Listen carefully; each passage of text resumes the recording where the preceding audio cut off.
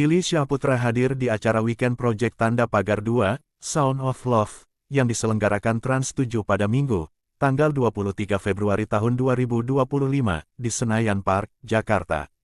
Ia didampingi oleh Vika Kolesnaya, yang langsung mencuri perhatian para peserta Pound Fit dengan pesonanya yang menawan.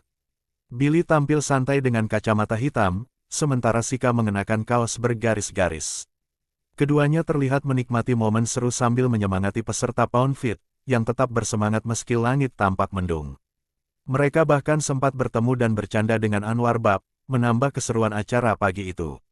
Sementara itu, para pengunjung mulai berdatangan, tidak hanya untuk mengikuti berbagai aktivitas seru, tetapi juga menikmati ragam kuliner viral dan kekinian di area makan receh. Berbagai jajanan lezat tersedia, menciptakan suasana yang semakin meriah.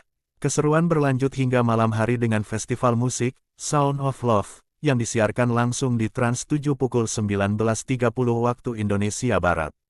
Sejumlah musisi ternama seperti Vidi, Rizky Febian, Salma Salsabil, Aldi Taher, Jirayut, dan Rizwan Fadilah tampil memukau, membawa suasana penuh cinta dan kegembiraan bagi seluruh pengunjung dan pemirsa di rumah.